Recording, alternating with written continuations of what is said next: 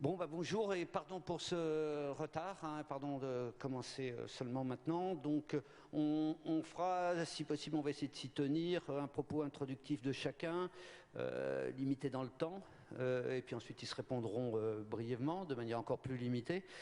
Et je vous passerai la parole. On fera des questions groupées pour qu'ils puissent répondre. Voilà. Donc, en tout cas, moi, je suis ravi et merci d'être là parce qu'il fait super beau et que et que c'est super tôt, comme dit Bernard, qui a pourtant l'habitude des aurores. Donc, puisque Bernard est intervenu, donc vous connaissez Bernard Guetta, notre chroniqueur matutinal, hein, quelque chose comme ça, préféré, sur la politique étrangère en tout cas, et qui vient d'ailleurs de sortir un livre que je vous recommande tous puisque je l'ai lu cette nuit, donc je peux vous dire que c'est passionnant, je l'ai quasiment pas lâché, donc c'est Chronique l'an 1 des révolutions arabes, ce qui nous conduira directement dans ces printemps qui nous préoccupent et leur avenir, s'il faut savoir si on doit ou peut les regretter ou au contraire en prendre le positif et penser qu'il y a un sens progressiste peut-être à l'histoire. Donc Bernard, tu commenceras, mais je suis aussi vraiment très content d'accueillir Ahmed Rouadja, qui est historien de formation, professeur, qui a écrit plusieurs ouvrages, hein, à la fois sur l'islamisme d'ailleurs, j'ai vu sur l'État algérien. Et j'ai relisé aussi une de vos tribunes d'il y a quelques mois qui s'intitulait « Le printemps arabe n'aura pas lieu ». En Algérie. Et avec un argument central qui était que, au fond, la corruption l'en empêchait. Donc je pense qu'on attend aussi avec impatience que vous nous expliquiez pourquoi, au fond, l'Algérie serait comme ça à part, à moins qu'elle ait été en avance, ou peut-être en retard, enfin, ou les deux à la fois. Donc, en tout cas, Bernard, si tu veux bien commencer. Donc, propos introductif d'une quinzaine de minutes au maximum, et puis je s'arrêterai brutalement au cas très exceptionnel où ça dépasserait. Bonjour. L'intitulé du débat, il n'est pas de moi, donc je peux le dire, est excellent. Il est excellent pourquoi? Parce qu'il résume une crainte qui est très présente à la fois dans les pays arabes et dans les pays occidentaux. L'idée que finalement ce moment magique et profondément bouleversant de cette explosion de l'aspiration à la liberté et à la dignité ne puisse déboucher, ou n'ait déjà débouché aux yeux de certains, peut-être de beaucoup, sur une nouvelle forme de dictature, la dictature islamiste. J'ai, à l'égard de cette idée, beaucoup de nuances à exprimer, pour ne pas dire de désaccord, mais en tout cas de nuances. Pourquoi ? D'abord parce que ce mot d'islamisme ne veut plus dire grand-chose aujourd'hui. Gilles Kepel, qui est l'un de nos 2 ou 3 meilleurs islamologues, c'est-à-dire l'un des 5 ou 6 meilleurs islamologues au monde, parce que la France a vraiment une très brillante école d'islamologie. Gilles Kepel a coutume de dire que l'islamisme aujourd'hui, ça va du gouvernement turc, disons de M. Erdogan, le Premier ministre, jusqu'aux talibans afghans, en passant par la théocratie iranienne, le fondamentalisme profond d'un pays aussi important que l'Arabie saoudite, qui n'en est pas moins un allié clé des Occidentaux au Proche-Orient. Bref, que l'islamisme, c'est beaucoup de choses qui sont aujourd'hui extraordinairement différentes. Deuxième point, pourquoi est-ce que les islamistes ont gagné les élections qui ont été organisées depuis le printemps arabe, c'est-à-dire les élections tunisiennes et égyptiennes? Pourquoi est-ce qu'ils seraient très vraisemblablement très forts en Libye le jour où des élections seraient organisées? Et pourquoi ils seraient très probablement très forts en Syrie dans l'hypothèse d'une chute de Bachar el-Assad et de son régime? La liste des raisons, qui n'est pas exhaustive, que je vais vous donner, déjà relativise beaucoup les choses. En Tunisie, par exemple, Ennahda, le grand parti islamiste, est sorti, non pas majoritaire, mais premier parti de Tunisie, des élections législatives de novembre dernier, essentiellement, avant tout, parce que ce qu'on appelle les modernistes, les laïcs, et cette hésitation du vocabulaire traduit beaucoup de choses, ne s'étaient pas présentés unis aux électeurs, alors que Dieu sait que Ennahda s'était présenté uni aux électeurs. Deuxièmement, parce que les modernistes, qui sont des démocrates, et donc qui ont leurs idées, évidemment, sont aussi divers que les forces politiques d'un échiquier démocratique, disons, en Europe occidentale. Vous y trouvez des communistes ou des ex-communistes, des libéraux thatchériens, des laïcs militants, genre bouffeurs de curés ou en l'occurrence d'imams. Vous y trouvez des jeunes gens qui ne pensent que par Internet et pour Internet et qui sont totalement convaincus que la révolution démocratique mondiale sera issue de la toile. Vous y trouvez de vieux sociodémocrates, je veux dire de mon âge, qui sont des fruits directs des temps coloniaux et de l'influence politique française, des gens en Tunisie dont l'icône, les deux icônes restent Bourguiba et qui Pierre Mendès France. Vous y trouvez des gauchistes, etc., etc.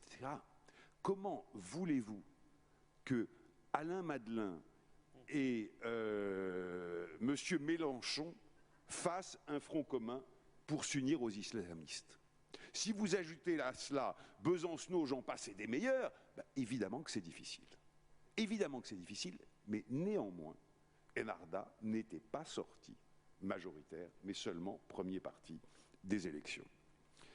Troisième raison, c'est le conservatisme profond de ces sociétés. Par conservatisme, je veux dire un traditionnalisme profond de ces sociétés. Avant les élections législatives en Tunisie, j'ai passé 3 jours avec les électeurs d'Ennahda, en sillonnant les meetings, les réunions, etc.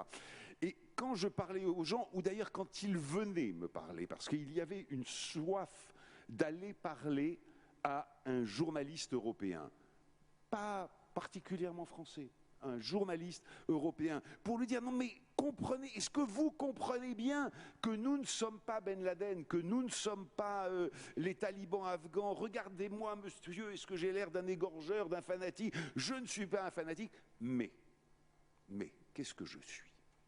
Je suis un type ou une femme, mère de famille, totalement paniqué, et ne riez pas parce que c'est très profond, à l'idée que mes enfants puissent aussi mal tourner que vos enfants tournent en Europe, qu'ils deviennent drogués, homosexuels, partisans de l'amour libre, et je ne sais pas quoi, une traînée si c'est ma fille, etc. Non, il nous faut une société morale. Il nous faut une société qui respecte les règles. Et nous ne voulons pas dans nos rues de vos publicités où on voit des femmes nues sous prétexte de vendre des soutiens. Cette dimension est absolument fondamentale. Fondamentale, elle vient tout de suite. Et puis deuxièmement, après les années de dictature, après les années de confusion, après les années de tout ce qu'on sait, de tout le... j'allais dire le drame du post-colonialisme. Oui, ce fut un drame en ce sens que ce fut non pas seulement un échec, mais largement un échec. Eh bien, ces électeurs qu'on recrute, qui se recrutent dans la toute petite bourgeoisie, les petits commerçants, les fonctionnaires, le monde des petits qui ne sont pas misérables. Le monde des petits qui ne sont pas misérables. Eh bien, pour ces gens-là, ils n'entendent pas islamiste comme nous l'entendons. Ils entendent islamiste comme Madame Le Pen l'entend. J'explique ce paradoxe. Au lieu d'entendre islamiste, ils entendent islamique, c'est-à-dire musulman. Et si vous êtes musulman, et si vous vous réclamez de la religion, du bon Dieu, du Coran, mais vous êtes par définition un homme, ou éventuellement une femme, puisqu'il y avait des candidates femmes, honnête, vous n'êtes pas corrompu, puisque vous êtes religieux. Un bon musulman ne peut pas être corrompu. Alors, de l'autre côté, il y a une confusion politique. Des gens un peu bizarres, un peu liés dans leur tête, socialement, sociétalement, si vous me pardonnez ce néologisme, à cet Occident dépravé qui inquiète tellement. Et puis là, il y a de bons musulmans et de bonnes musulmanes, des gens honnêtes, auxquels il est logique de confier ce pays, puis notre pays, puisqu'il faut sortir de quoi? La corruption, problème majeur des pays arabes. Peut-être la mère de tous les problèmes aujourd'hui dans les pays arabes. Donc, déjà on nuance un petit peu, et même pas mal. Troisième point, est-ce qu'il faut avoir peur de ces victoires électorales? Oui. Oui, parce que quand on se réclame du bon Dieu, on est par définition absolutiste et éventuellement fanatique, mais en tout cas absolutiste, puisqu'on porte la parole de Dieu. Est-ce qu'il y a plus grand absolu que la parole de Dieu? Vous allez tous, ou en tout cas beaucoup dans cette salle, et moi le premier, répondre oui, mais pour eux non, parce qu'ils sont religieux, parce qu'ils sont croyants. Mais Dieu merci, ils ont gagné les premières élections libres. Pourquoi Dieu merci? Parce que par définition, la période qui s'est ouverte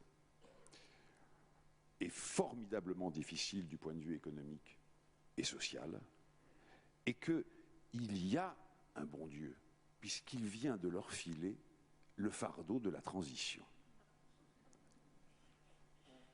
Imaginez la situation inverse. Les modernistes ont gagné les élections en Tunisie et en Égypte.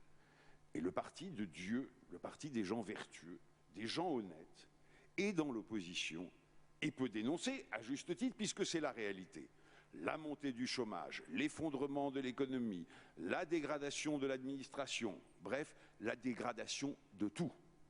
Alors c'est là que, pour le coup, aux prochaines élections, sans aucun bourrage d'urne, on avait 60 à 70% de voix pour les islamistes. Dieu merci, nous n'avons pas cela. Nous avons exactement l'inverse. Ils sont au pouvoir et ils sont, eux, responsables. C'est tout à fait injuste, mais c'est comme ça que c'est perçu. Ils sont, eux, responsables de cette dégradation. Et les modernistes peuvent dire, avec une mauvaise foi absolue, mais c'est de bonne guerre, ah, si nous étions au pouvoir au lieu de cette bande d'incapables, par parenthèse, au lieu de cette bande d'incapables, c'est pas totalement injuste, parce que ils sortent des prisons pour les cadres. Ils n'ont pas fait d'études, rarement. Certains, oui, bien sûr. Certains sont même très, très, très, très brillants. Mais dans la masse, dans le nombre, ils n'ont pas fait d'études. Et effectivement, ces pays sont confiés, en tout cas en Tunisie. En Égypte, c'est beaucoup plus complexe, les frères musulmans. Mais en Égypte, à des gens, oui, qui ne sont pas à la hauteur de la tâche. Tout simplement, en dehors de toute critique ou de tout débat politique. Alors, ça, cela annonce presque à coup sûr, en politique, il ne faut jamais dire à coup sûr, mais presque à coup sûr, que les islamistes essuieront au minimum un recul aux prochaines élections et que cela créera une dynamique à la fois rassurante, enfin, dans un premier temps favorable et dans un deuxième temps rassurante. Je dis bien une dynamique parce qu'il faudra encore que nos amis modernistes qui sont en train, en Tunisie, ils rament, parce que c'est vraiment difficile, l'alliance Madeleine-Mélenchon, mais ils y arrivent. De réunion en réunion, ils arrivent à faire sortir des lignes communes. Et après tout, c'est pas tellement difficile quand on y réfléchit. En tout cas, en face d'Ennahda et des salafistes, n'en parlons pas. Donc, c'est le deuxième point, la deuxième nuance à apporter. Et puis, la troisième nuance, qui est la plus importante, c'est qu'il y a tout simplement un rapport de force. Il ne faut pas oublier que, pas plus en Égypte qu'en Tunisie, les islamistes ne sont pas la seule force politique, ne sont pas le seul courant, ni politique, ni sociologique. Bien loin de là. Bien loin de là. Et en Tunisie, vivent les femmes tunisiennes, vivent les jeunes tunisiens, vivent les syndicalistes tunisiens, qui ont un rôle fondamental dans cette bataille qui se déroule aujourd'hui. Vivent les étudiants et les étudiantes, vivent les profs d'université, etc. À la fois parce qu'ils ont réellement la trouille et on les comprend, et deuxièmement parce qu'ils ont compris l'utilité de la chose, ils hurlent à la mort avant même qu'on leur ait fait mal. On leur fait souvent mal. Mais très souvent, ils hurlent à la mort avant même qu'on leur ait fait mal. Et ils créent un rapport de force permanent. Et les salafistes ne peuvent, pour l'instant, j'espère que ça va durer, je pense plutôt que ça va durer, il n'y a pas d'assurance. Mais je vous donne la photo du moment. Les salafistes ne peuvent pas faire une manifestation en faveur de leur... j'allais employer un mot qui ne s'emploie pas en public, de leur fantaisie. Enarda ne peut pas annoncer un projet de loi ou quoi que ce soit menaçant pour les libertés, la laïcité, le respect des incroyants, des minorités et de tout ce qu'on défend, sans qu'immédiatement ils descendent dans la rue, qu'il y ait des communiqués rageurs. Et je dis ça sans aucune ironie, parce qu'il faut du courage, il faut de la volonté, c'est une mobilisation permanente, mais cette mobilisation, elle existe en Tunisie. Et elle est assez stupéfiante. Et le rapport de force est tellement peu univoque, je ne sais pas si ça se dit univoque en français. Vous êtes sûr? Bon. Est tellement peu univoque qu'il y a eu les élections des conseils d'étudiants, ou enfin un truc comme ça, dans les universités tunisiennes il y a une dizaine ou une quinzaine de jours. Résultat, 80% des voix en faveur des modernistes. Pourquoi? Parce qu'à l'université de Tunis, à la faculté des lettres, il y a une quinzaine de salafistes, pas de gens d'Enarda, qui tentent d'imposer depuis novembre, à coup de manifestations, de sit-in, de blocage des cours, etc., etc., l'autorisation pour les étudiantes qui le désirent d'aller suivre les cours et mieux encore passer leur examen sous un voile intégral. Et ça, les profs n'en veulent pas. Et ça, les étudiantes n'en veulent pas. Et ça, les étudiants n'en veulent pas. Et cette bataille frappe énormément, bien au-delà du milieu universitaire, bien au-delà du milieu estudiantin, frappe énormément le pays. Eh bien, ces salafistes viennent d'être désavoués. 80% des voix en faveur d'une liste qui était, d'ailleurs, je crois bien, s'il y a un Tunisien dans la salle, il me corrigera si je dis une bêtise, qui, je crois bien, était une liste d'extrême gauche, genre Besancenot ou je ne sais pas quoi, mais ont voté pour eux, pour bien flanquer une bonne baffe à ces salafistes. Et ça signifie quelque chose. En Égypte, il y a l'armée. Elle n'est guère sympathique, mais elle est là.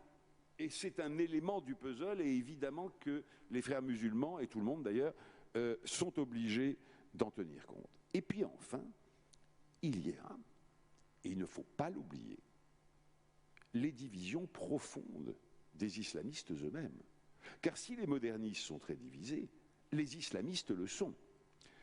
Il y a 2-3 mois, j'ai posé la question au président tunisien qui n'est pas un islamiste, mais pas du tout même, mais qui a choisi d'entrer dans une coalition électorale avec Enarda, M. Marzouki. Et je lui ai dit, mais attendez, si les islamistes, ça va de Erdogan aux talibans, où est-ce que vous mettez Enarda? C'était peut-être une conversation off d'ailleurs, enfin vous ne le répéterez pas. Et il me répond, au milieu. Ah oui. Et où est-ce que vous mettez M. Khanouchi, c'est-à-dire le leader historique d'Enarda? Il me répond, au milieu d'Enarda. C'est pas absolument galvanisant, hein.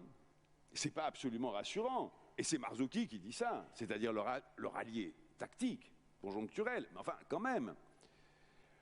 Mais qu'est-ce que ça a donné au moment, il y a 8 jours, au moment du pic de la polémique, de l'empoignade sur l'urgente nécessité d'introduire la charia dans la constitution tunisienne ou l'urgente nécessité de ne pas le faire, eh bien, M. Khanouchi, au milieu d'Ennahda, qui est au milieu de l'arc islamiste, réunit son comité directeur ou je ne sais pas quoi, disons son bureau politique, ou son comité central plus exactement, et il leur dit, bon, arrêtons de rigoler, on ne va pas fracturer la société tunisienne au moment où nous sommes aux commandes sur cette histoire qui n'a aucune importance, on laisse tomber. Et ils ont laissé tomber. Et ils ont laissé tomber en vertu, premièrement, d'un rapport de force, et deuxièmement, de ces profondes divisions qu'il y a au sein d'Ennahda et plus généralement de tous les partis islamistes aujourd'hui dans le monde arabe, entre ceux qui sont... Alors, il y a des débris de djihadistes, mais vraiment, c'est des débris. Vraiment, c'est des débris. En Algérie, peut-être pas. Ça, je ne sais pas, vous le direz tout à l'heure. Vous êtes beaucoup plus sachant que moi. Mais en Tunisie, en Égypte, même en Syrie, etc., c'est vraiment des débris. En revanche, il y a toujours des gens relativement nombreux qui sont des intégristes purs et durs. Il faut mettre la religion aux commandes. On s'entendra bien avec l'Occident, on n'ira pas mettre des bombes dans le métro de Paris, etc. Mais chez nous, la religion aux commandes. Ces gens-là sont plutôt minoritaires aujourd'hui, en tout cas dans Ennahda, et deviennent minoritaires, je crois, il me semble, chez les frères musulmans en Égypte. Et puis, il y a toute une mouvance qui, à des degrés divers d'évolution, finalement, adhère profondément au tournant pris par les islamistes turcs de l'AKP. C'est-à-dire, on joue le jeu de la démocratie et nous devenons des partis islamo-conservateurs, comme ils disent eux-mêmes. Qu'est-ce que ça veut dire, islamo-conservateur? C'est beaucoup mieux que le djihadisme, c'est beaucoup mieux qu'on impose le voile aux femmes. Cela étant, ce n'est pas follement sympathique. Je ne parle pas de la Turquie, là, je parle de l'Égypte et de la Tunisie.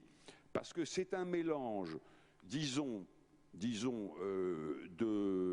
chanoine de Saint-Nicolas du Chardonnay, du Chardonnay à Matignon et de Philippe de Villiers à l'Élysée. Plus quelques ministres de l'Intérieur et de l'Économie sortant ou de l'Opus Dei ou des Légionnaires du Christ, ça nous donnerait chez nous un gouvernement sous lequel on n'aurait pas véritablement envie de vivre. Enfin, en tout cas, moi, je me dépêcherais de demander l'asile politique peut-être à la Tunisie. Donc, c'est pas sympathique, mais c'est pas Ben Laden. Et c'est pas la menace immédiate, etc. Bref, tout ça s'analyse non pas en mots, en adjectifs, en fantasmes plaqués sur le réel. Tout ça s'analyse en termes politiques et en termes de dynamique d'une situation et de rapport de force. Je vous remercie.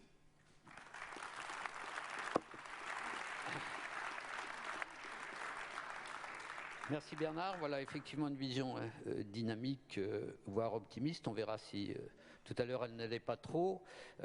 Donc ça va être à vous maintenant, hein, si vous le voulez bien. Alors,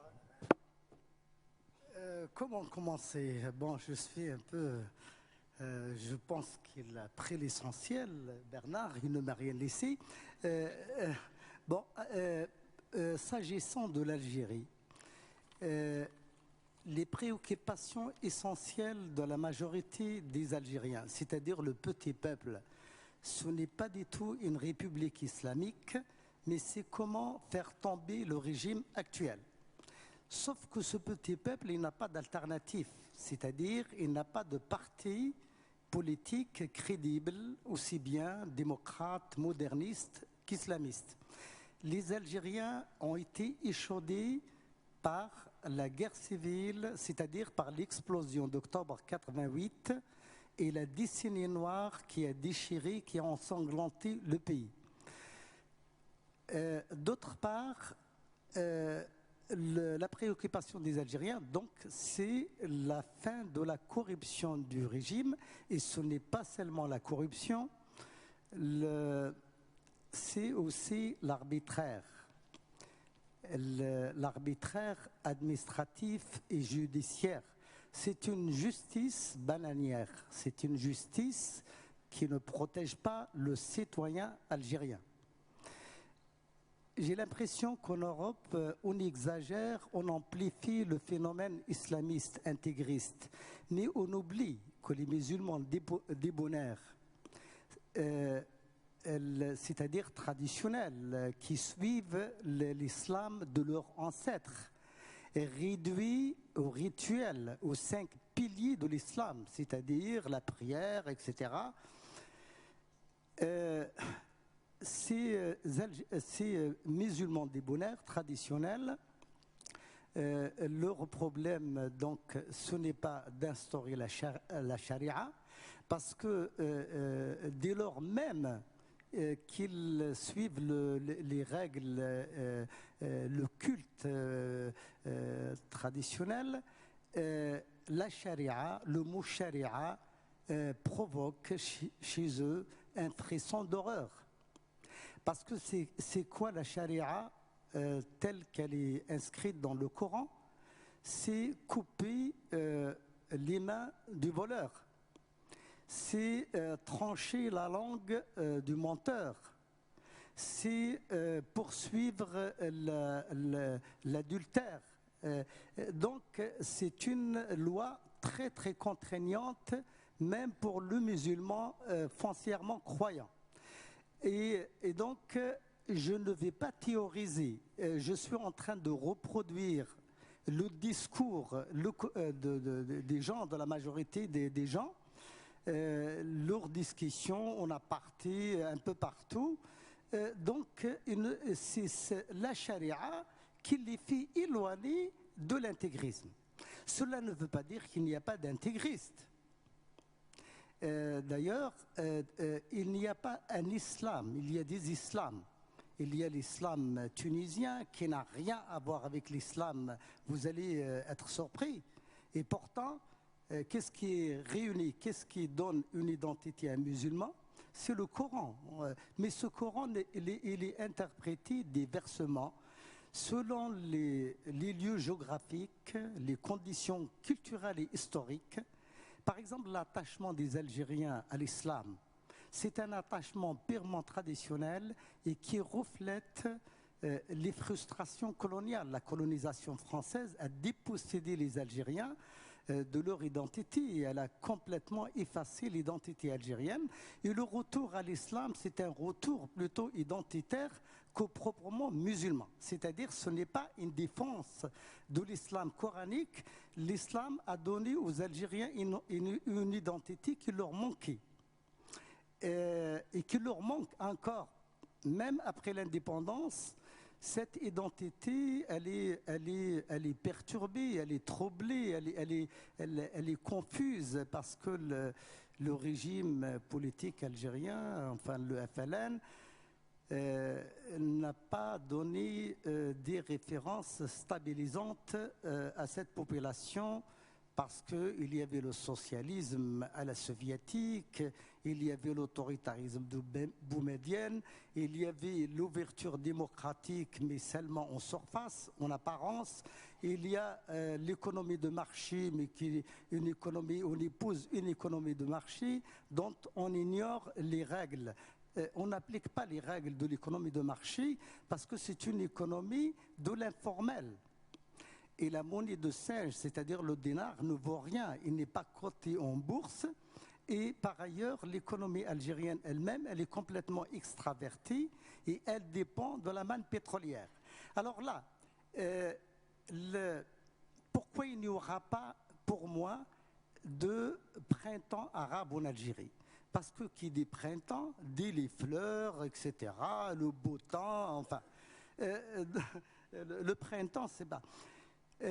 L'Algérie, elle a eu son été d'enfer chaud, 88, 90, jusqu'à 95. Elle est complètement échaudée par cette période sanglante et donc elle ne veut pas renouer avec le démon de la violence. Elle veut le changement, mais elle ne sait pas comment. Pourquoi? Parce que les partis qui se disent démocratiques, eux-mêmes sont divisés, comme vient de le dire Bernard, partout, aussi bien en Tunisie qu'en Algérie. Ils sont divisés et les principaux partis démocratiques sont issus de la Kabylie, à savoir le FFS et le RCD du docteur Saïd Saadi. Ces deux partis, c'est vraiment, ils se livrent une guerre à front renversé. C'est une guerre fratricide. Ils ne s'entendent pas du tout pour des raisons de leadership, pour des raisons de représentativité vis-à-vis de l'Algérie et du monde kabyle. Mais ce sont des partis, je dirais, sans être régionalistes, la population dite arabophone leur colle l'étiquette de berbère, de kabyle. Et pour beaucoup d'Algériens, les Kabyles, bon, leur nationalisme, leur patriotisme est suspect. Hein. Donc, pèse sur eux une certaine suspicion. Restent les islamistes. Nous avons deux sortes d'islamisme. L'islamisme radical tel qu'il fut incarné par le fils d'Issou. Et nous avons des mouvements islamistes qui ont pignon sur rue. Ce sont des islamistes pasteurisés. C'est-à-dire que le régime a essayé de leur imposer des limites, des règles du jeu qu'ils respectent.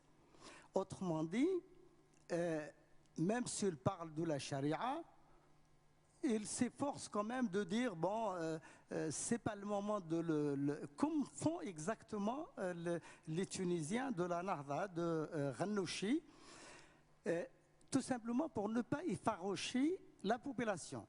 Quand ils essayent de dire que nous n'allons pas appliquer la charia, ça veut dire quoi? C'est ce comme je vous ai dit tout à l'heure, c'est-à-dire que les populations ordinaires ont peur de la charia. C'est pas qu'ils soient contre l'islam, d'un point de vue culturel, les mosquées sont bourrées. Quotidiennement, sont pleins d'individus. Mais leur dire la charia, ils ne sont pas d'accord. Je peux dire que ce refus de la charia favorise paradoxalement le régime actuel, le régime algérien. Et par ailleurs, on quitte les partis politiques dont je viens de parler. Donc il y a dans la société algérienne, il y a de tout.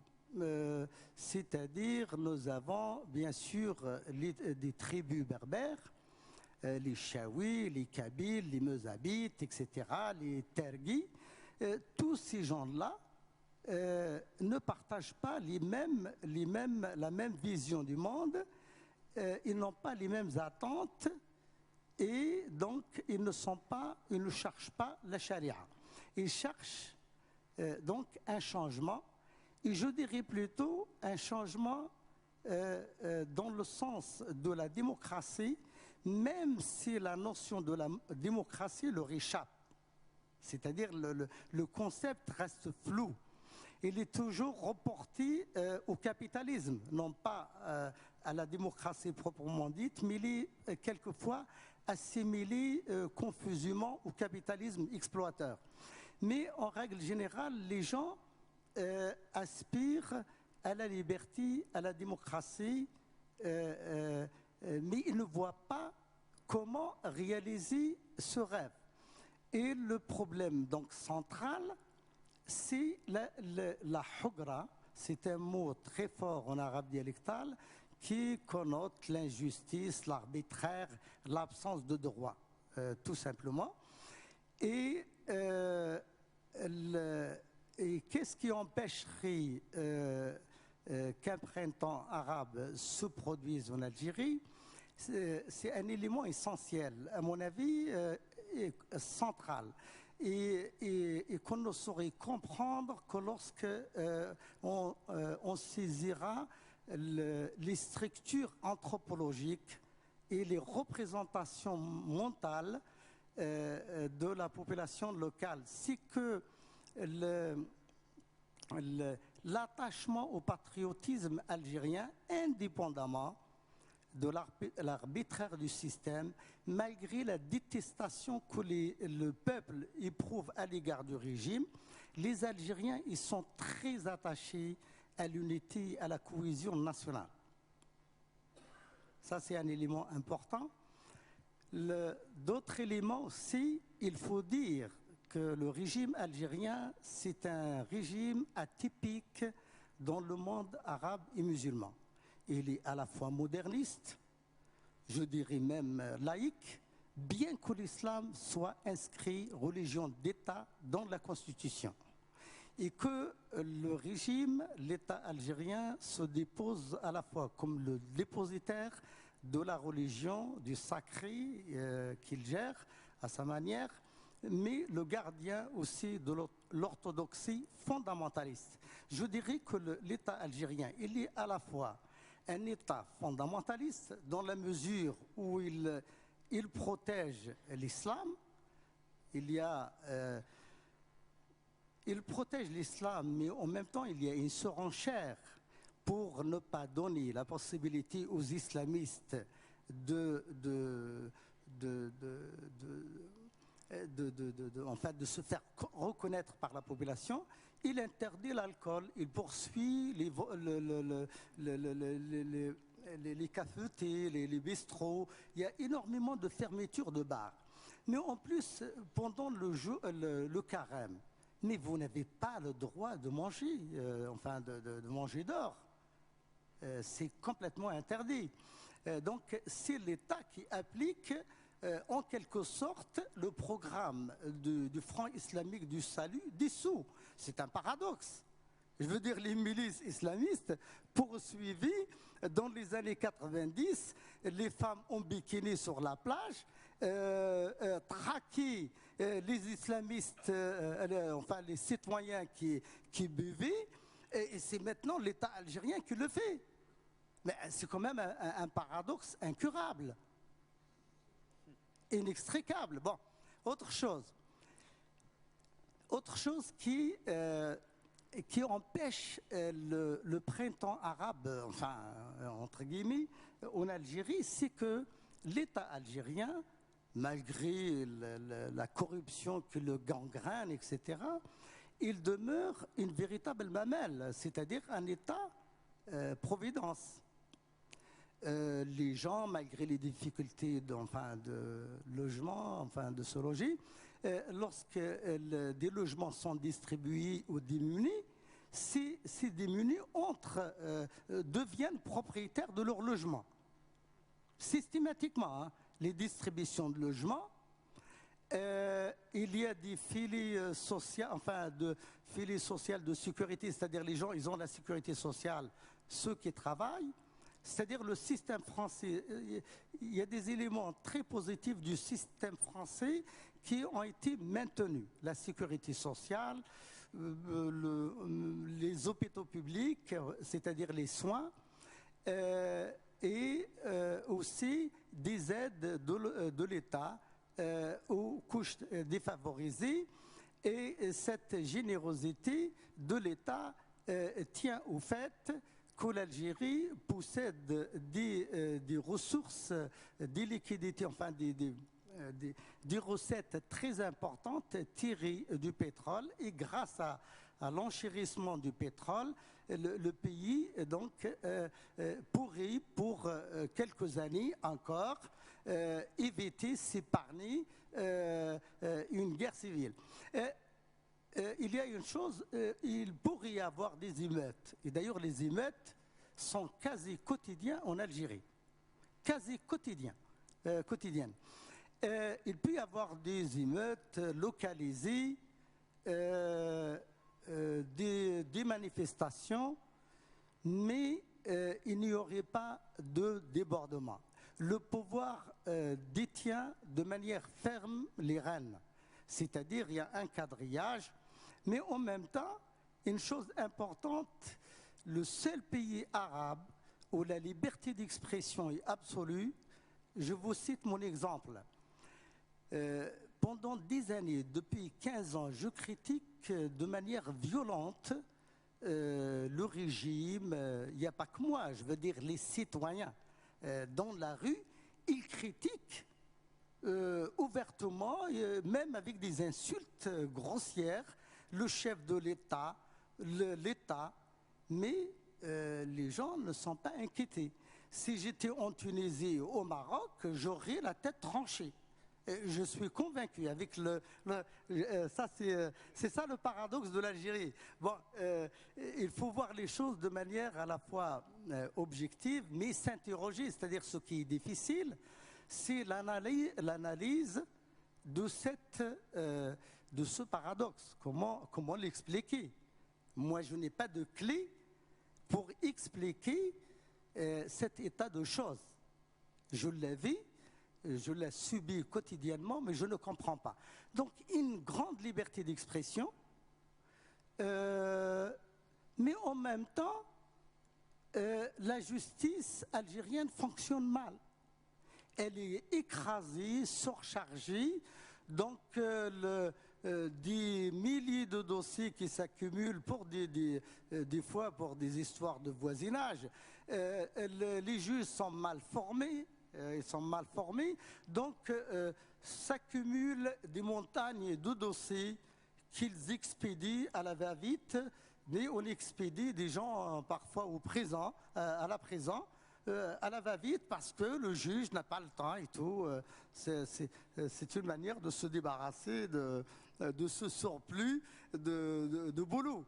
Mais voilà, mais en même temps, par ailleurs, paradoxalement, cette même justice donne raison aux gens qui sont victimes par ailleurs d'arbitraire. Seulement, les jugements sont rarement exécutés. Donc voilà, il y a un dysfonctionnement incroyable. Je vous rappelle que Bouteflika, le président Bouteflika a confié à un professeur de droit qui malheureusement vient de mourir il n'y a pas si longtemps, le professeur Mohamed Yassad. Il lui a confié de voir comment faire la réforme judiciaire en Algérie. Donc on était tous conscients que réformer la justice, donner plus de justice aux citoyens, de rapprocher la justice aux citoyens était quelque chose de fondamental. Le professeur en question, avec une grande commission de réforme composée des différentes institutions, et s'est attelé pendant une année à analyser l'ensemble du mécanisme de la justice algérienne. Il conclut que cette justice, elle est inadaptée, elle est archaïque, elle est fondée sur l'anachronisme et qu'il faut la réformer. C'est un très bon rapport que j'ai lu et qui fait une rétrospective historique aussi sur certains textes de loi qui se contredisent, avec aussi l'absence, c'est-à-dire les décisions de justice ne sont jamais appliquées, donc il y a tout un désordre. Eh bien, il y avait au sein de l'État algérien des gens qui se sont opposés à cette réforme de la justice. Ça veut dire qu'à l'intérieur de l'État, il y a des lobbies qui mettent des obstacles aux réformes démocratiques. Résultat, le pouvoir, il est en train de se condamner lui-même parce que l'ennemi, la menace contre le régime algérien ne viendrait pas de l'intégrisme, ça c'est exclu. Je dirais que c'est exclu. Mais elle viendrait de ce dysfonctionnement de la justice et de l'absence de projet, parce que le régime n'a pas de projet clair.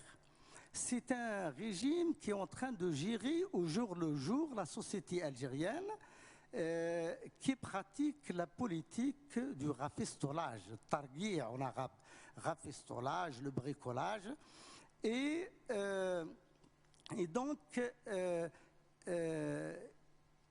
au lieu de s'ouvrir à la société civile et de suivre, de se mettre en phase avec les changements de son environnement régional, il ne le fait pas.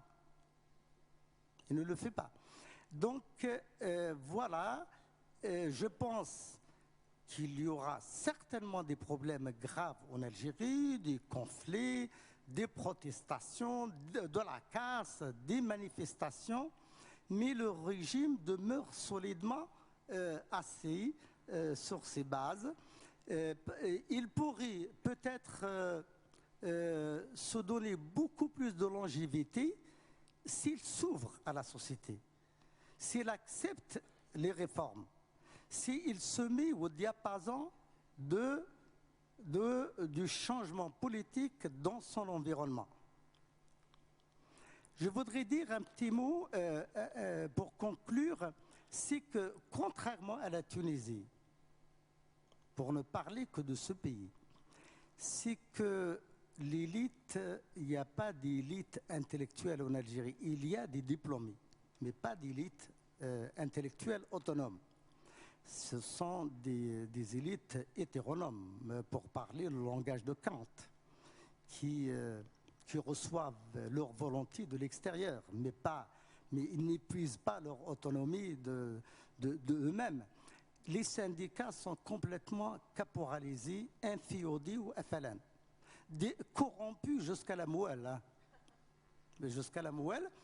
Et les partis islamistes qui existent, ce sont des partis dont la conduite est fondée sur l'hypocrisie et sur l'opportunisme. C'est-à-dire, ils reproduisent exactement le même schéma de comportement que le régime qui les a enfantés.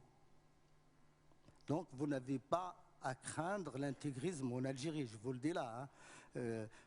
Il y a une montée d'intégrisme, je reviendrai très vite en France, me réinstaller là. Mais je suis sûr qu'il n'arrivera pas au pouvoir en Algérie, du moins dans les années futures. Hein. Reste une inconnue, peut-être, qu'il faut souligner. Oui.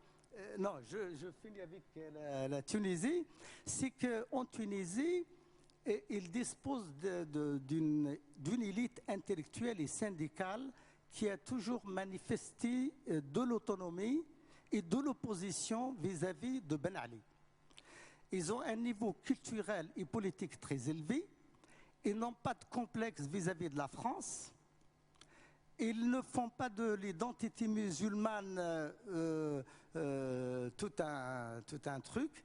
C'est-à-dire ils assimilent leur identité tunisienne, musulmane et carthaginoise. Je veux dire, ils ont des références très riches et puis ils n'ont pas ce complexe vis-à-vis des Français. C'est-à-dire qu'ils n'ont pas été dépossédés, comme le furent les Algériens durant toute la colonisation. Ça, c'est un point très important.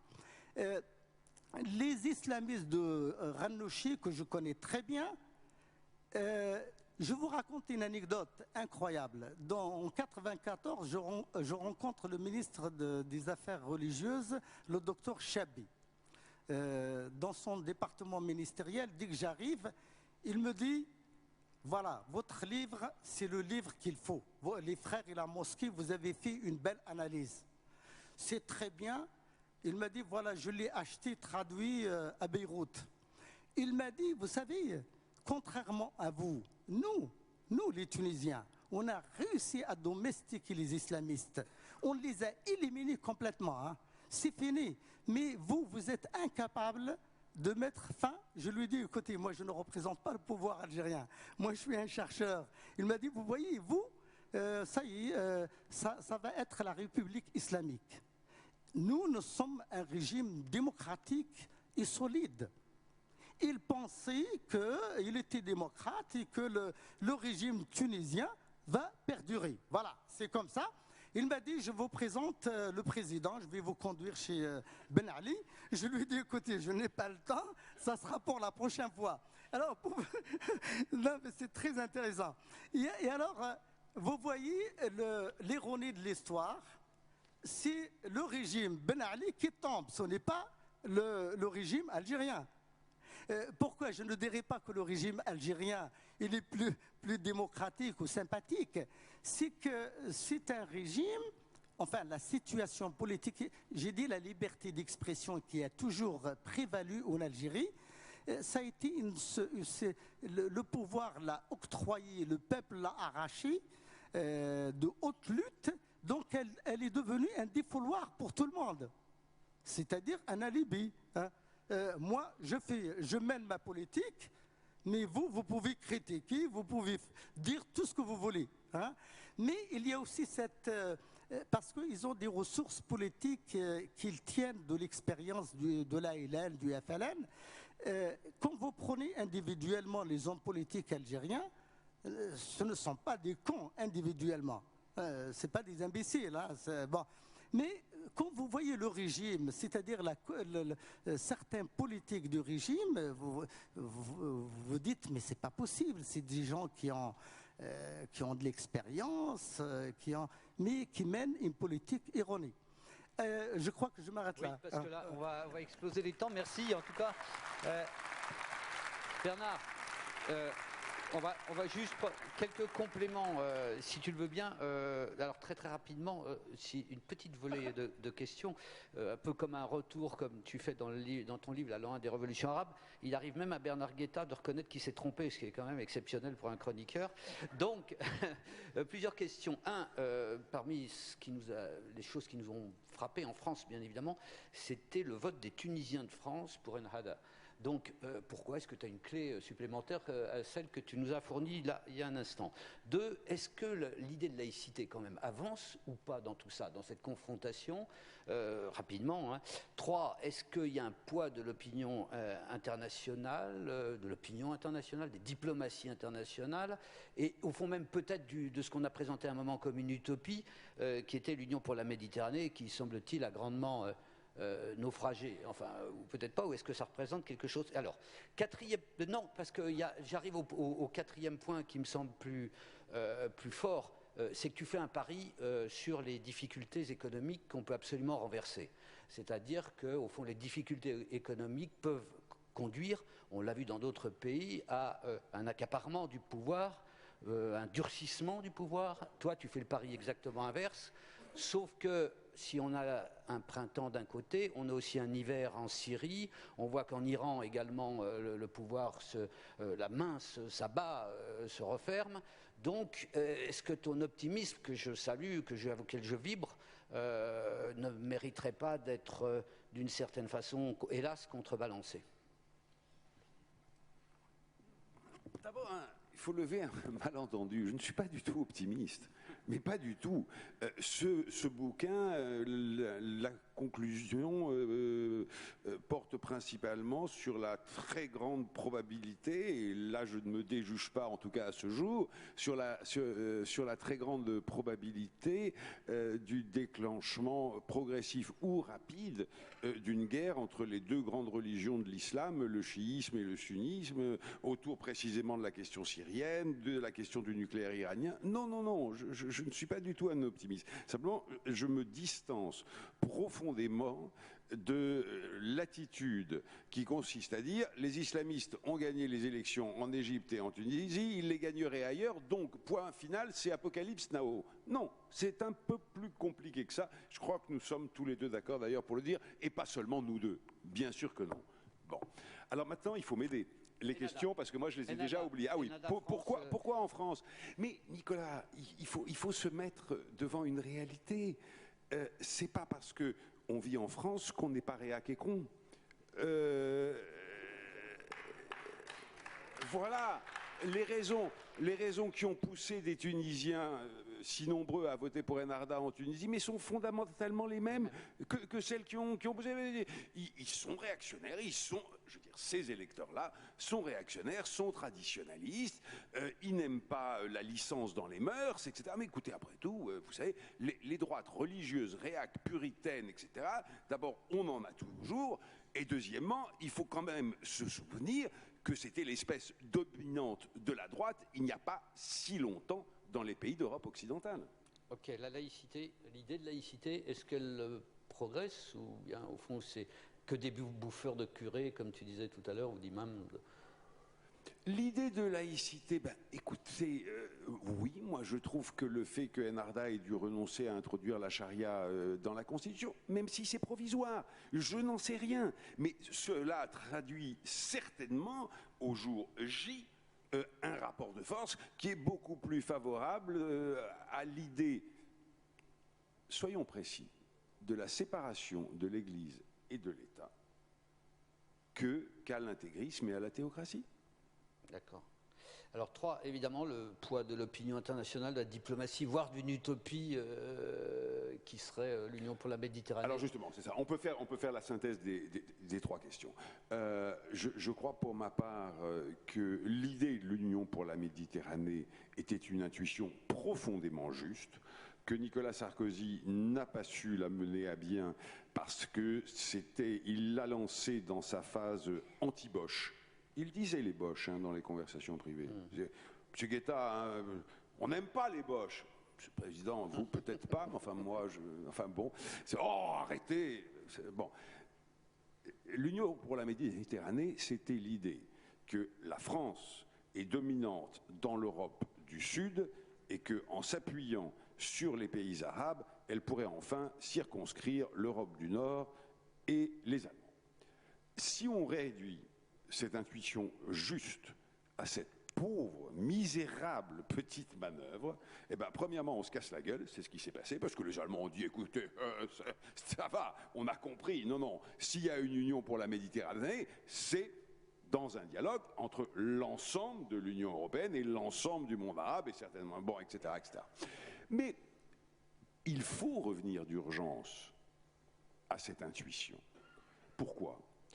Parce que, d'une part, même si des gouvernements islamistes s'installent au pouvoir sur la durée, hypothèse que je n'exclus pas du tout pour vous dire que je ne suis pas si optimiste que ça, ces régimes, encore une fois, ne seront pas aucunement djihadistes. Premièrement, les islamistes n'ont pas les moyens et non plus l'envie, pour 90% d'entre eux, d'aller faire la guerre à l'Occident et poser des bombes. Le mythe ben-ladiste de nous avons, nous, les dépositaires de la vraie foi, nous avons en Afghanistan brisé les reins au communisme et abattu l'Union soviétique, et donc, parce que c'était leur idée, totalement fausse. Les Moudjahidines en Afghanistan ont abattu, ont chassé l'armée rouge grâce aux frics saoudiens, aux refuges et aux bases pakistanaises et aux armes américaines, et certainement pas grâce à la vraie foi. Mais enfin, bon, ils l'ont cru. Ils l'ont tellement cru qu'ils se sont dit, si nous avons abattu le petit Satan, l'Union soviétique, nous abattrons le grand Satan, les États-Unis. Ça a été la genèse des attentats du 11 septembre et de la décennie des grands attentats. Mais ça, c'est virtuellement fini. Je dis bien virtuellement. Il y a Toulouse. Il y aura d'autres Toulouse en France et ailleurs. Mais ça, c'est l'arrière, c'est les derniers wagons, aussi épouvantables soient-ils. Ce n'est pas l'avenir, ce n'est pas ce qui se profile devant nous. Donc, avec ces régimes, même avec ces régimes aussi antipathiques, ces gouvernements aussi antipathiques soient-ils, l'Occident, l'Europe peut parfaitement coexister. Il n'y a pas c'est pas la guerre. Ça ne serait pas la guerre, encore une fois, même si ces régimes, ces gouvernements, ces majorités s'installaient sur la durée. Alors, aussi rapidement que possible, parce que le sujet est complexe. Pourquoi aurions-nous besoin, devons-nous, à mes yeux, mais vraiment, ce devrait être une priorité, jeter les bases, parce que ce sera long et compliqué, d'un vrai partenariat économique entre le monde arabe, entre les mondes arabes et l'Union européenne.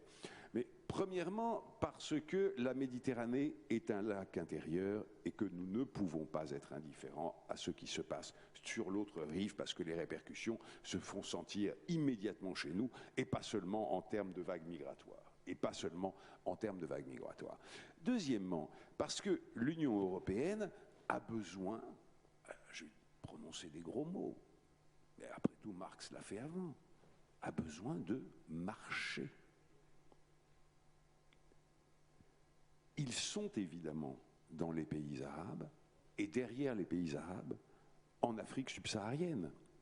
Et que nous avons intérêt, économiquement parlant, pour faire baisser le chômage, maintenir les niveaux de vie, maintenir le niveau de protection sociale, etc., à trouver de nouveaux marchés. Et que pour nous, les nouveaux marchés, ils sont là.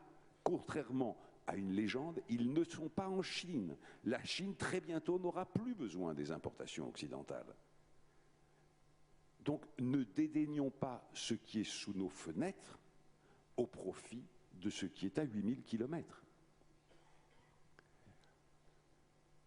Quatrièmement, si nous pouvons peser sur l'évolution de ces sociétés, ce n'est certainement pas en nous frappant la poitrine, en nous labourant le visage et en disant « Mon Dieu, quelle horreur, l'islamisme a gagné, le fanatisme, etc. etc. » Non, ce n'est pas en faisant cela.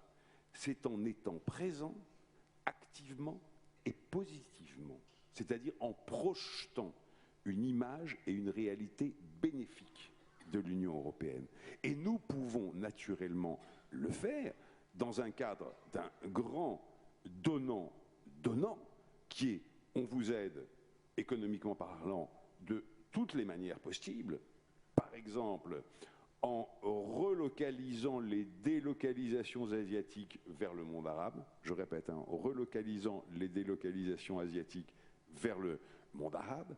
Deuxièmement, évidemment, aide à la reconstruction ou à la construction des infrastructures, aide pour l'enseignement, aide pour le système judiciaire, etc., etc., mais pas gratuitement, en échange de deux choses. Premièrement, une ouverture privilégiée aux entreprises de l'Union européenne sur ces marchés, et deuxièmement, la négociation de fourniture de matières premières sur la longue durée à des prix réguliers, nous mettant à l'abri des chocs, des trucs et des machins. Là, c'est un vrai gagnant-gagnant, économiquement, socialement, politiquement. Merci Bernard. Juste 3 précisions. Donc la première est dans la foulée de ce que vient de dire Bernard. Évidemment, est-ce que ça veut dire quelque chose en Algérie, l'Union pour la Méditerranée? Est-ce que ça représente une porte, plus qu'une, enfin, un espace, un horizon, ou bien est-ce que, au fond, c'est une construction totalement abstraite? Et aussi, c'est lié. Cette jeunesse qui est au chômage, elle regarde vers l'Occident, elle regarde vers quoi? Elle voit un avenir quelque part. Est-ce que l'Union pour la Méditerranée ou autre chose, ça peut être ça? Et enfin, est-ce qu'il y a constitution d'une bourgeoisie quand même maintenant d'affaires, d'intellect, qui, au fond, un jour ou l'autre, au fond, cherchera une évolution autre de la société, quoi. Merci. Je pense que l'Algérie constitue une pièce maîtresse pour l'Europe et pour la France, en particulier en Méditerranée. D'abord, c'est un grand pays, c'est un pays qui se situe à la charnière de l'Europe et de l'Afrique, un pays très sensible avec une population très importante et des ressources conséquentes, avec une expérience politique, une connaissance très fine de l'Europe. N'oubliez pas que les dirigeants algériens, c'est-à-dire la classe politique, elle a une connaissance très fine de l'Europe, des jeux stratégiques à l'échelle planétaire. Et par ailleurs, les Harraga, le phénomène de Harraga, c'est-à-dire les gens qui traversent la mer et qui parfois s'échouent au large, qui meurent, etc. Et là, c'est un phénomène lié à la politique interne. L'Algérie a la capacité pour créer des emplois. Le problème, c'est qu'il réside dans l'incurie bureaucratique, c'est dans la mauvaise gestion des ressources. C'est ça le problème. C'est-à-dire, et c'est vrai quand vous voyez, par exemple, l'infrastructure économique, l'infrastructure routière en Algérie, c'est la plus développée d'Afrique. vous avez des autoroutes, bien sûr, qui n'ont pas été construites par Génie Sider, la société algérienne, mais avec l'aide des Chinois, des Français, des Italiens. Mais vous avez des autoroutes en Algérie qui n'ont rien à envier à ceux d'Europe. Je veux dire, une infrastructure très, très importante.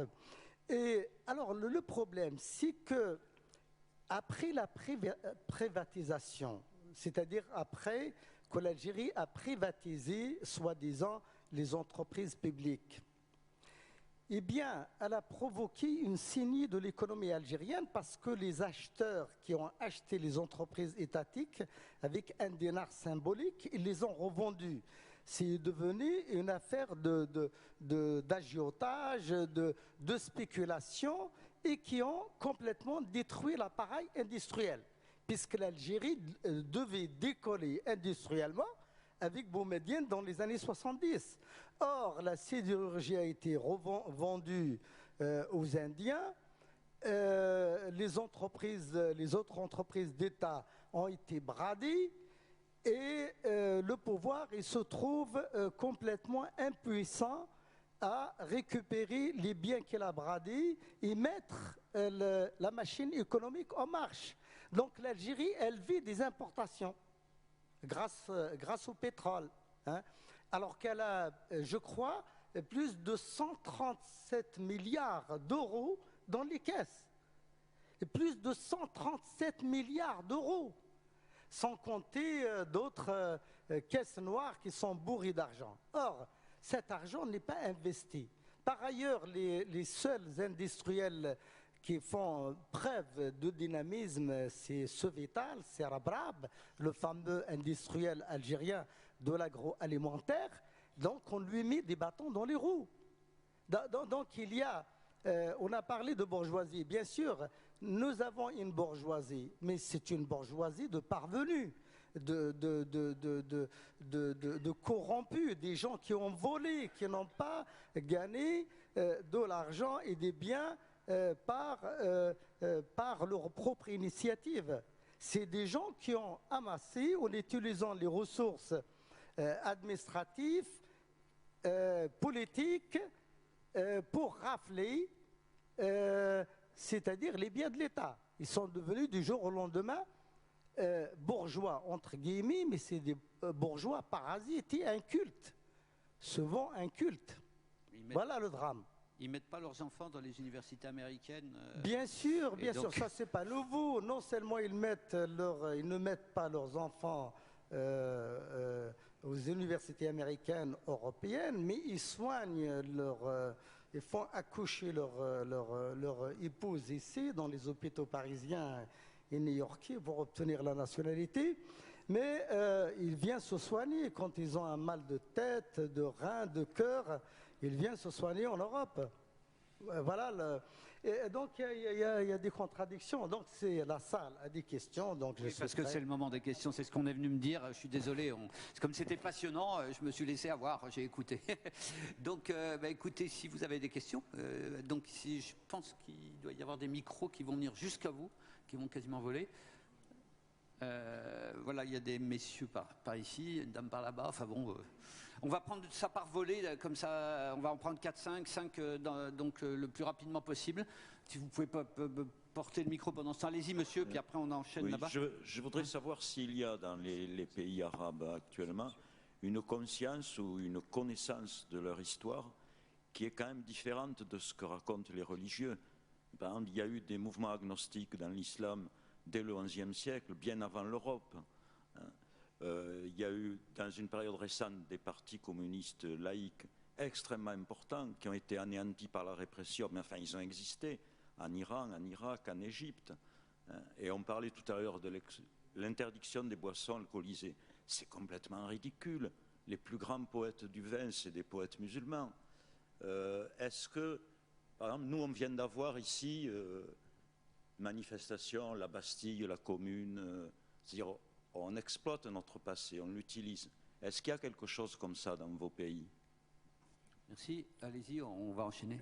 L'Union européenne, aveuglée par le spectre islamiste, et incapable de discerner le formidable élan démocratique qui couvait, voit sa crédibilité entamée dans le monde arabe. Mais le vent de révolte lui donne une chance historique de renouer avec ses valeurs en soutenant les transitions, pour peu qu'elle surmonte sa frilosité. Au lieu de se réjouir de voir tomber les dictatures, elle s'inquiète des migrants qui pourraient venir s'échouer sur ses côtes. Ces révoltes arabes arrivent pour elle au plus mauvais moment, confrontée à une crise financière, soumise à un endettement massif, traversée par des courants populistes, inquiète de son vieillissement, elle ne semble pas prête à soutenir cette vague démocratique.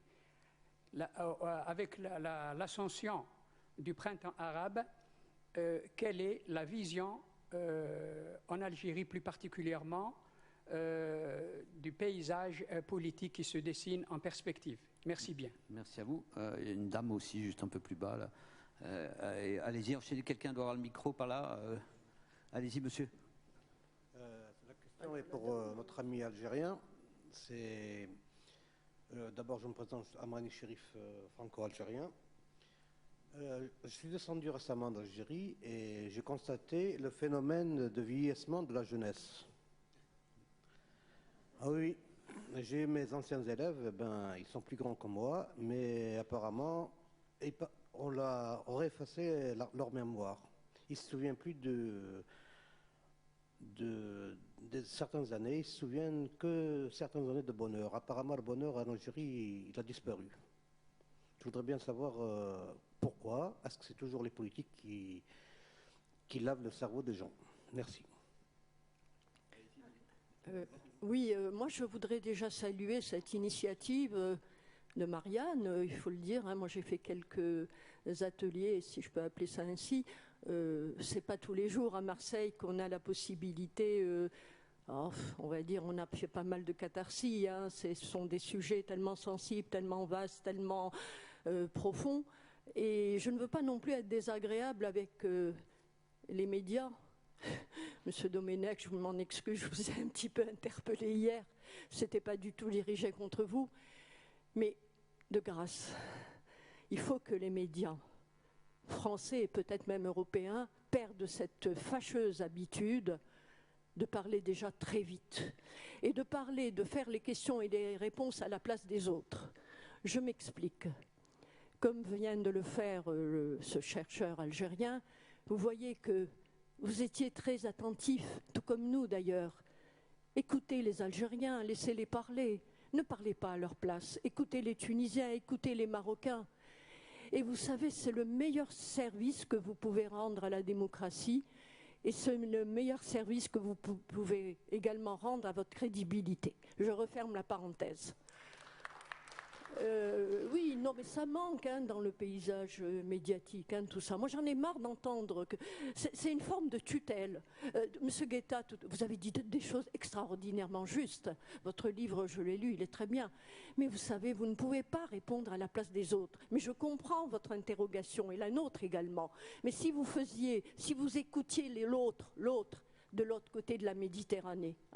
Et je ne vais pas tarder à fermer cette première parenthèse. Quand vous parlez des intérêts économiques de l'Europe, attention, parce que les Maghrébins sont également parabolés. Ils vous écoutent. L'Algérie n'a pas besoin d'aide économique. Le chercheur le rappelait. L'Algérie n'a besoin d'aucune aide. L'Algérie, c'est une maison qui n'a pas de fondation. C'est une maison qui n'a pas de fondation. Et quels sont les ennemis de l'Algérie? C'est la corruption, c'est le copinage, c'est la prise en otage de l'école algérienne, c'est également la discrimination, le code de la famille. Le chercheur n'a pas parlé de l'école algérienne. On en est encore... Tout est manipulé, tout est instrumentalisé. L'élite, oui, elle existe, l'élite, mais elle n'est pas à Alger, effectivement, elle n'est pas à Oran. Elle est à Paris, elle est au Canada, elle est en Europe. Et un pays, ça ne se monte pas par le bas, ça se monte par le haut. Alors cette élite qu'on a tuée également, elle est nombreuse. Combien de chercheurs, combien de médecins, combien de professeurs ont été tués? Ceux qui ont tenus à rester en vie ont été obligés de s'exiler. Moi, je suis une femme.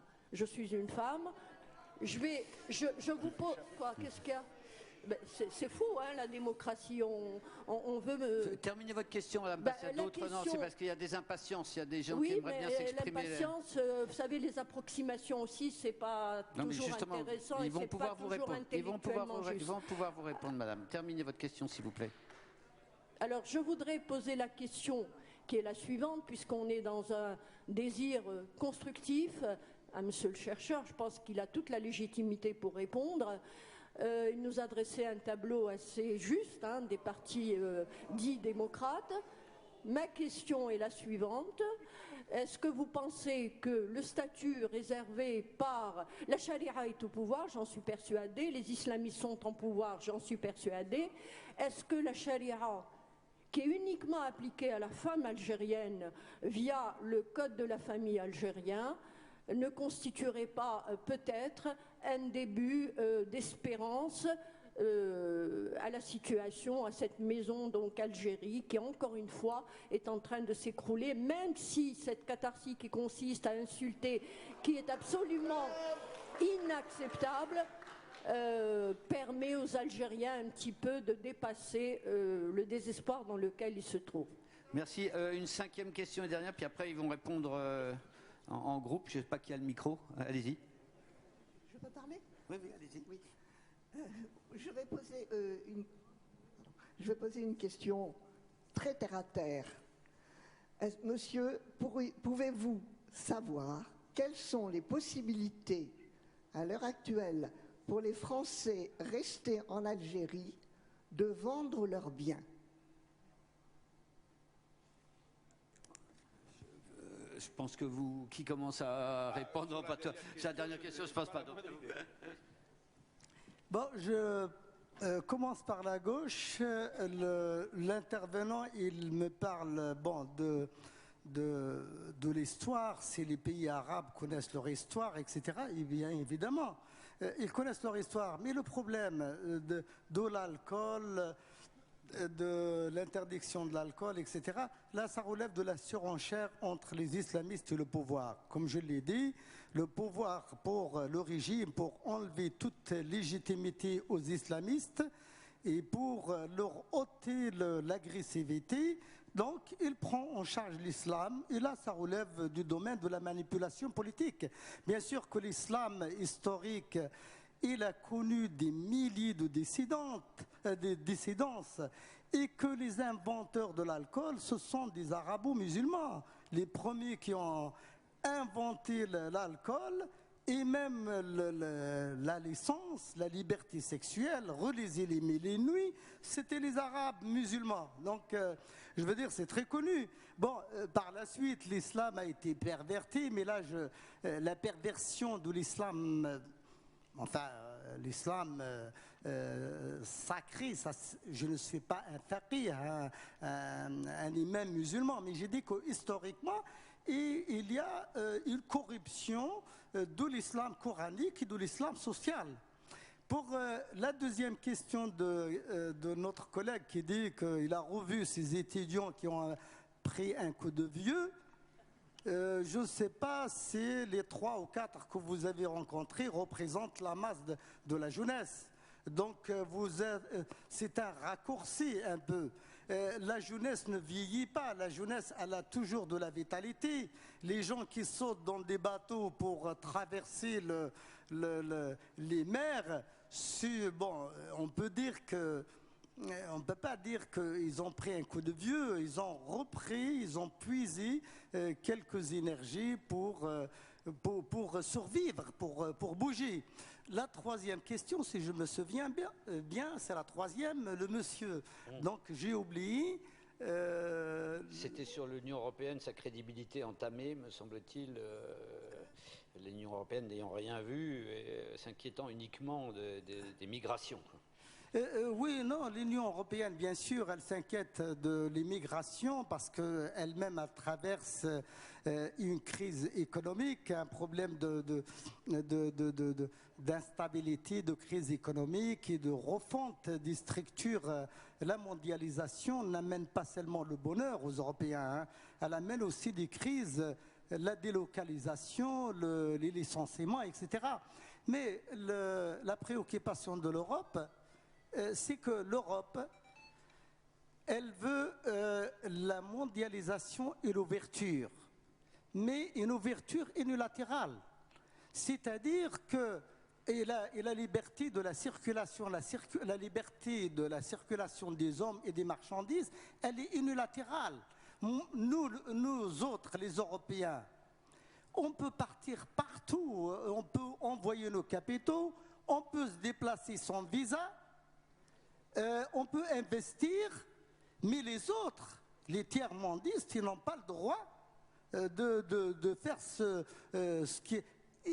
On impose les visas de manière draconienne, on interdit la circulation des hommes, mais on accepte la circulation des marchandises, mais toujours dans le sens, dans le même sens, dans un sens unique. C'est ça, la relation que l'Europe entretient avec le bassin méditerranéen, c'est un rapport, je dirais, impérialiste, entre guillemets, je vais dire, de dominateur. Hein.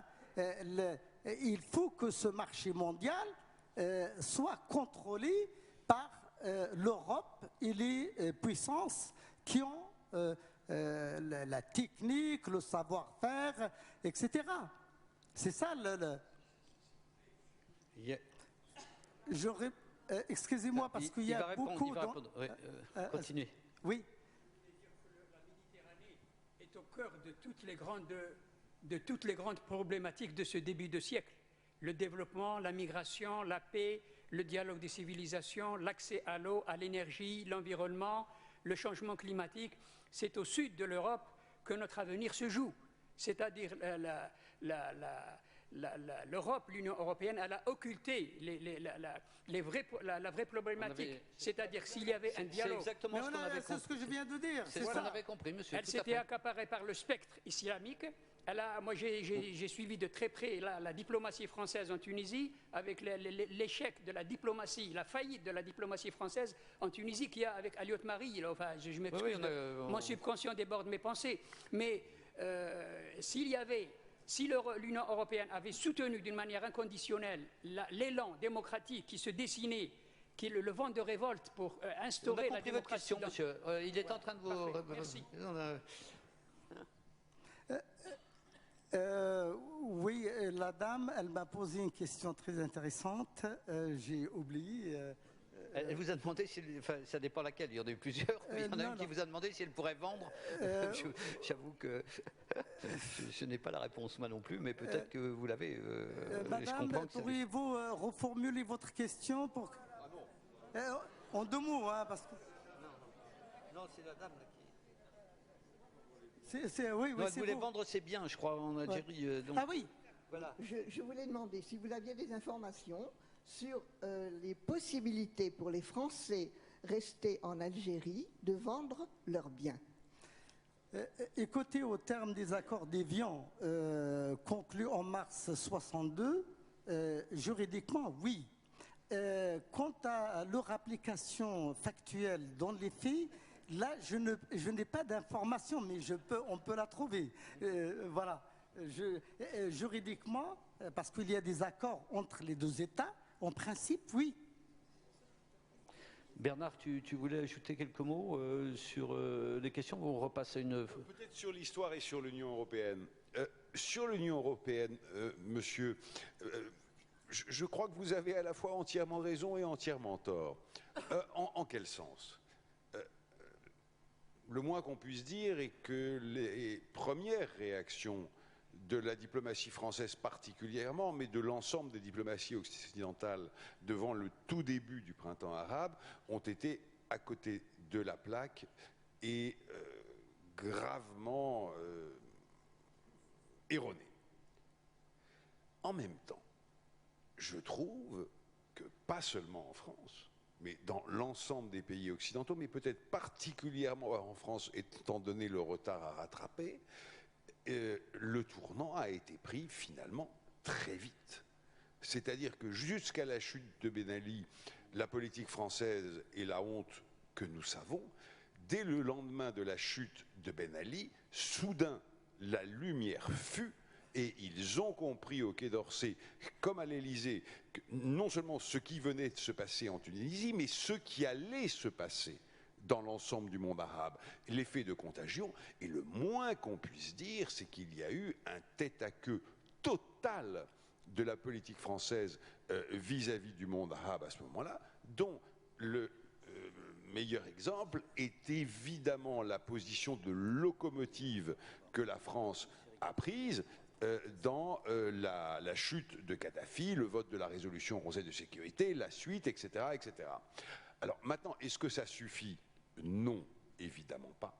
Évidemment pas. Il faut aujourd'hui tracer une perspective d'avenir. Et deuxièmement, est-ce que les opinions suivent? Parce que c'est ça le paradoxe. C'est que les gouvernements, y compris le gouvernement français actuel, est plutôt en avance et plutôt sur une position beaucoup plus, enfin plus juste que la majorité de l'opinion.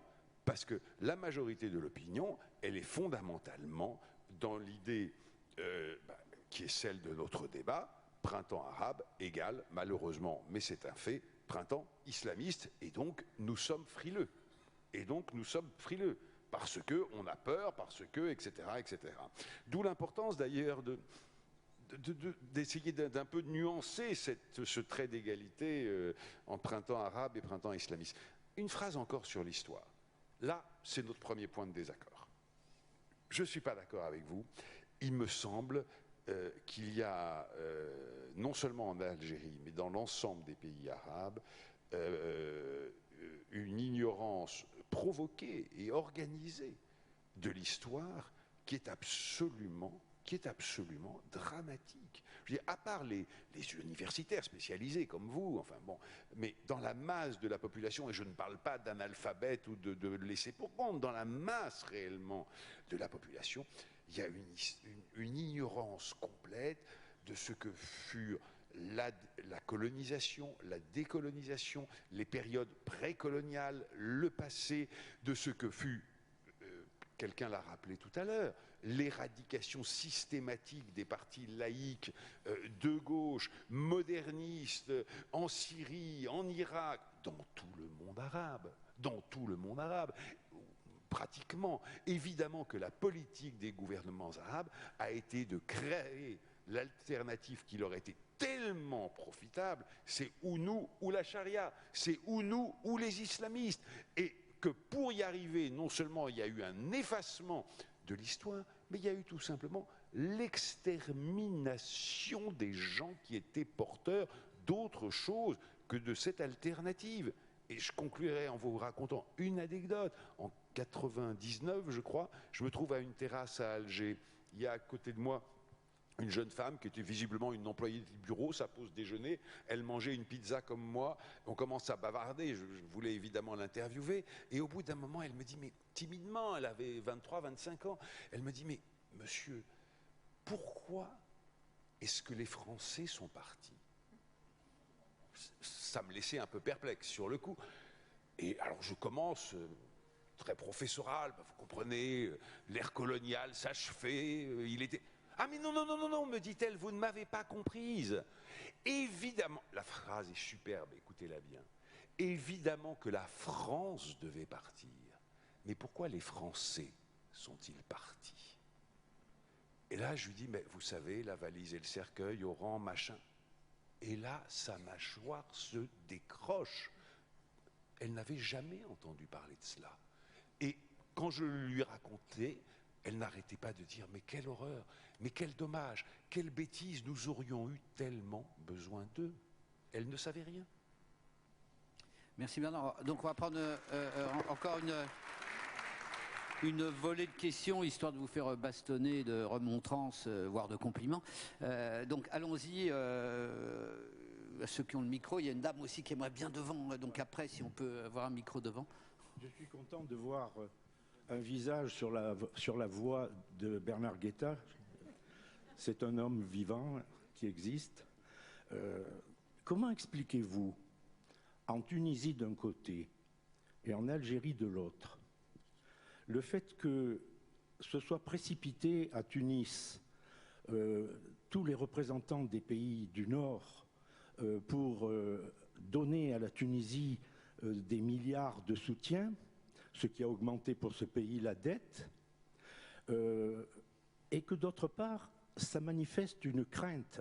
Il y a une peur de tous ceux qui prêtent de l'argent à la Tunisie, parce que la révolution tunisienne, c'est une révolution, c'est faite d'un point de vue tout à fait spécial. J'étais en Tunisie, à Kelibia, l'été dernier, et j'ai rencontré une famille ouvrière. Dès que Ben Ali est tombé, et même un peu avant, les ouvriers de Kelibia se sont réemparés des locaux du syndicat tunisien. Ils ont viré les corrompus, comme ils ont dit, mais le syndicat était à eux, le local était à eux, les Ronéos étaient à eux, le téléphone était à eux. Donc c'est venu. Peu de temps après sont arrivés les militants islamistes qui avaient été, comment dirais-je, éliminés par Ben Ali, puisque c'était sa politique. Et après un vote, sans qu'il y ait eu de violence, ils les ont éliminés. Donc le syndicat appartient aux travailleurs en Tunisie. Il y a même eu un afflux fantastique, je crois 800 000 adhérents, jusqu'au sommet. Et par conséquent, le syndicat tunisien n'est plus corrompu dans ses représentants. Et même il y a eu un congrès qui vient d'avoir lieu où ils ont décidé qu'ils ne resteraient indépendants par rapport au gouvernement. Et si l'on étudie le vote que vous avez évoqué, M. Guetta, chez les étudiants à Tunis, qui a été un vote écrasant contre Ennahda, 50 élus pour les islamistes, 250 élus pour les étudiants, ça prouve qu'en Tunisie, il y a une attente fondamentale pour donner un emploi à ces étudiants qui sont au chômage, des diplômés chômeurs, c'est fantastique. Et donc, par conséquent, il y a une peur de ce que cette révolution qui vient d'avoir lieu ne soit qu'une étape. Donc on leur prête des sous, mais ils sont encore plus endettés. Au contraire, en Algérie, c'est un des rares pays au monde où, à cause de la rente pétrolière, il n'y a pas de dette. C'est un pays non endetté, qui utilise, c'est vrai qu'il y a de la corruption terrible, bon, même dans le syndicat algérien, alors qu'il n'y en a plus, théoriquement, dans le syndicat tunisien. Et le résultat, c'est que, comment on explique que Mme Clinton soit venue à l'occasion de la conférence des chefs d'État à Tunis? Elle est venue faire un petit tour à Alger rencontrer le chef d'État, quasiment pour leur donner la leçon, en leur disant, alors vous vous ouvrez, vous privatisez tout ça, parce qu'en Algérie, la révolution a eu lieu. Et les richesses ont été nationalisées, c'est-à-dire que l'Algérie, l'économie algérienne, dans la conscience algérienne, elle appartient aux Algériens. Alors qu'en Tunisie, ils en sont exclus. C'est en Tunisie que se trouve le plus d'entreprises délocalisées de textiles à Kelibia. Il y a plein d'entreprises qui viennent d'Europe, alors qu'en Algérie, je ne crois pas qu'il y ait beaucoup d'entreprises d'Europe délocalisées en Algérie. L'Algérie appartient encore aux Algériens. Et donc, par conséquent, il y a là d'un côté une crainte des grands pays capitalistes vis-à-vis de la Tunisie, et il y a une colère par rapport à ces mêmes pays pour l'Algérie. Elle est allée leur faire la leçon, et même, à mon avis, le but de Mme Clinton, c'est de faire exploser l'Algérie, alors que les Algériens sont très attachés à l'unité de la nation. Et il y a une nation algérienne, d'ailleurs, qui est née même de l'exploitation et du colonialisme, finalement. Et donc, comment est-ce que vous avez une explication entre cette double visite à Tunis, des chefs d'État venant apporter des milliards de soutien, et la visite de Mme Clinton, quasiment seule, en Algérie, pour faire la leçon d'un pays qui n'a pas de dette? Oui, bonjour messieurs et merci. pour cette très beaux exposés, pour ces très beaux exposés. Moi, ma question, c'est une question pour notre invité algérien. Vous avez parlé de beaucoup de choses qui faisaient que le printemps n'était pas envisageable. Mais en parallèle avec la Tunisie, vous n'avez pas parlé du tout de la jeunesse, ni des étudiants, ni de l'éducation. De quelle façon est-ce que c'est bridé ou est-ce que ça n'existe pas? Voilà ma question. Encore monsieur, et puis après une autre question et on va répondre. Oui, moi aussi j'apprécie beaucoup ces rencontres parce qu'en fait on développe justement l'intelligence, on essaie de voir un peu plus clair et on ne simplifie pas parce que je pense que ce qui nous menace et dans tous les pays et dans le monde entier, c'est de simplifier les choses, essayer aussi d'emmener les gens dans une direction avec de la peur plutôt que de les faire réfléchir. Donc ça, je trouve dans ce forum, dans ces rencontres, ça ressort bien. Donc la complexité des choses et l'interdépendance des choses, puisque on aborde à la fois des notions de sociologie, de la vie des gens, de ce qu'ils vivent, comment ils voient les choses, l'avenir, mais aussi les aspects politiques. Alors, puisque c'est un peu frustrant parce qu'on a envie d'échanger des choses, mais je pose une question, je veux dire, par rapport à l'Algérie. Effectivement, bon, on parle peut-être aussi la poésie un petit peu, puisqu'on parle de printemps. Il faut savoir que le printemps, il ne débarque pas comme ça, il se prépare.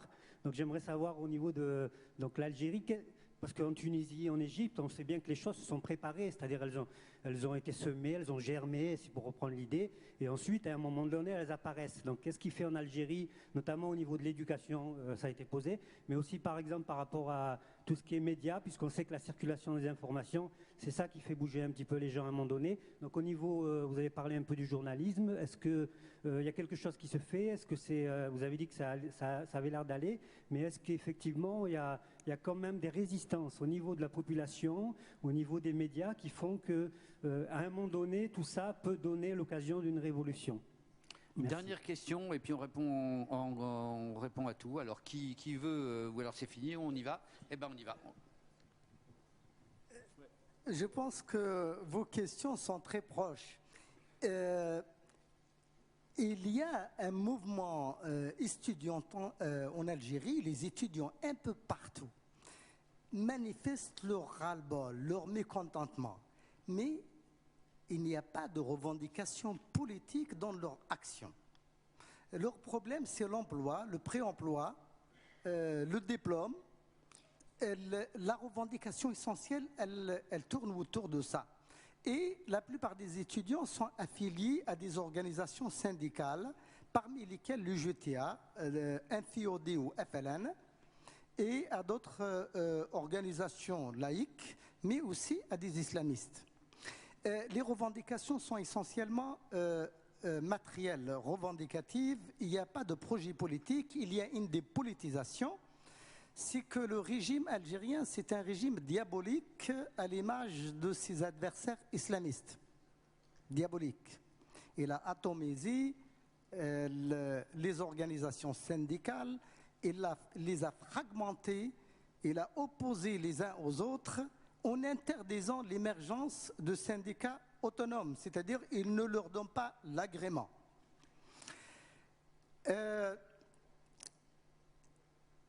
Alors, le printemps arabe n'aura pas lieu tout simplement, comme vient de dire l'intervenant. L'Algérie a là des ressources énormes, des possibilités énormes, malgré, je veux dire, l'exil, les tentatives de franchir le...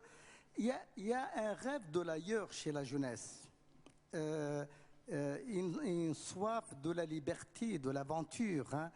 Donc les gens veulent partir. Il y a des gens même qui ont des emplois.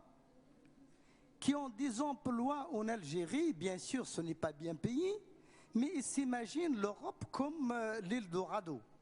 Il y a ce phénomène aussi, hein, il y a ce phénomène qui est véhiculé par l'Internet, l'image. Les Algériens reçoivent toutes les chaînes satellitaires, ils lisent beaucoup.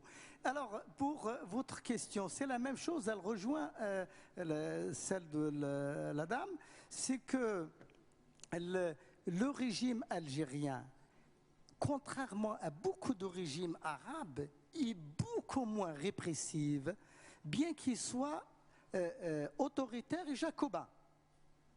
Autoritaire et jacobin, très musclé. Mais on n'a jamais connu, par exemple, de déportation ou d'assassinat de citoyens ou d'opposants politiques. Peut-être dans les années de plan de Hawari Boumediene, mais la répression était ciblée contre les opposants tels que Aït Ahmed à l'époque et les gens, les dissidents du FLN. Va falloir que je vous coupe parce qu'il faut conclure. Bon, On nous chasse, absolument, on nous chasse, mais j'en suis vraiment confus. Je déteste ça. Mais on a dit beaucoup de choses. En tout cas, il y a des éléments de réponse. Merci à vous d'être venus. Merci aux intervenants. C'était vraiment passionnant. Merci à tous.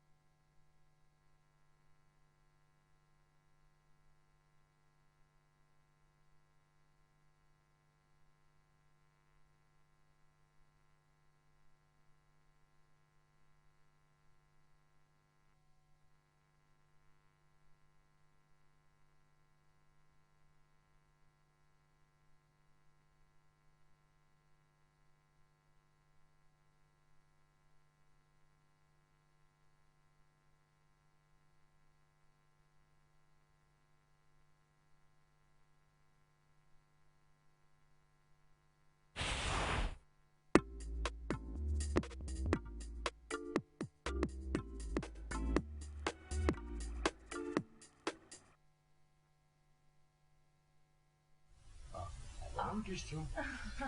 Ben, ça dépend du rire, et ça dépend de qui cherche à le susciter. Il y a des rires qui s'usent à la naissance, d'autres qui résistent mieux.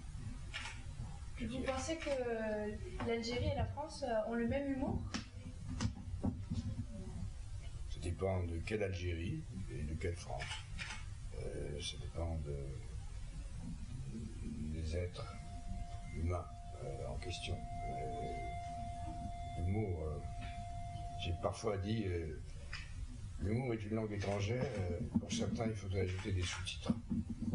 Il y a des gens qui prennent au premier degré des choses que l'on fait au deuxième, troisième, quatrième degré. Donc voilà, il est arrivé de jouer des racistes et qu'aux yeux et aux oreilles de certains, je suis considéré comme raciste. Bon, il faut donner le mode d'emploi à ce moment-là.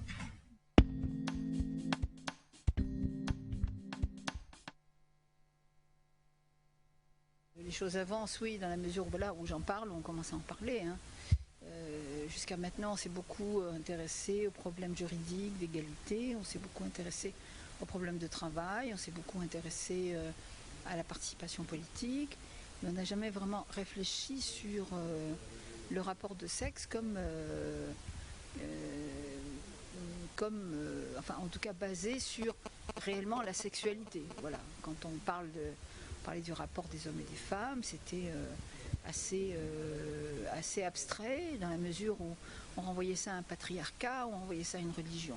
Or, de plus en plus, les chercheurs, les intellectuels, les féministes, les écrivains, parce que moi, toute ma réflexion est issue d'un livre de fiction que je viens de terminer avec 40 écrivains arabes et maghrébins, où nous avons écrit un livre qui s'appelle « Histoire minuscule des révolutions arabes », et sur l'ensemble des 43 nouvelles, il y a les 3/4 des sujets, c'est sur la sexualité. Donc ça veut dire que c'est vraiment c'est un problème central, une préoccupation centrale des gens qui réfléchissent un peu à la situation des femmes, à la situation de violence dans ces pays. Un des moteurs, à mon sens, des révolutions arabes, c'est la sexualité. Hein.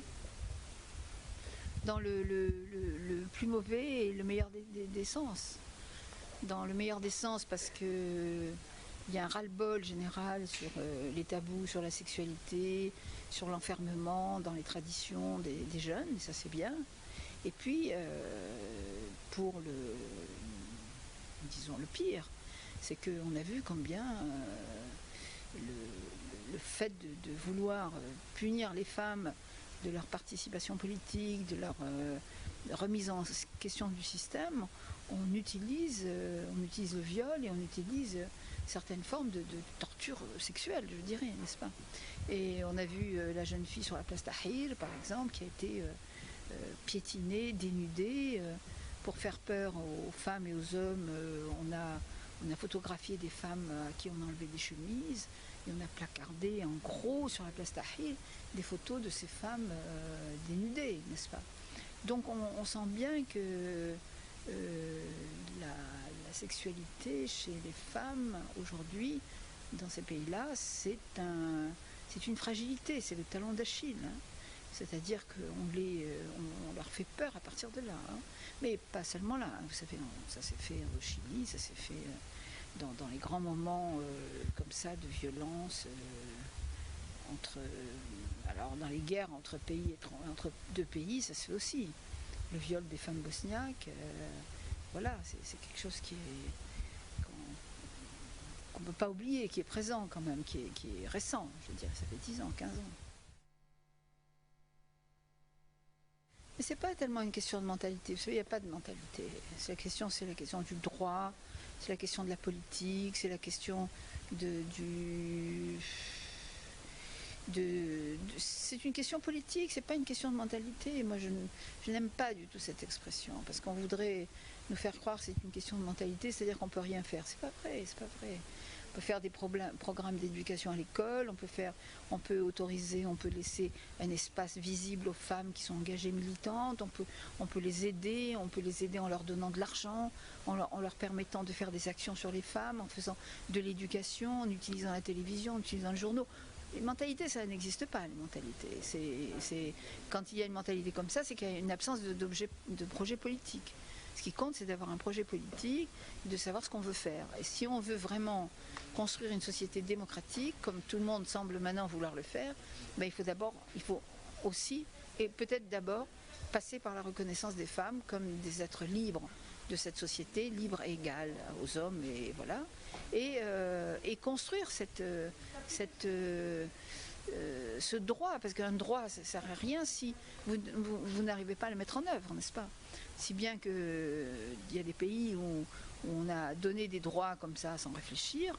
Résultat, ces jeunes femmes, en général c'est les femmes, je m'occupe surtout des femmes, en général c'est les femmes, eh bien elles laissent tomber les droits qui n'ont aucune valeur puisqu'ils ne sont pas mis en œuvre, et elles restent enfermées dans la famille qui les protège, etc. Donc on voit bien qu'il y a une rivalité entre les droits qui ne sont pas appliqués, qui sont des droits modernes, et les traditions qui, elles, continuent à être appliquées parce que c'est des droits réels, vous voyez.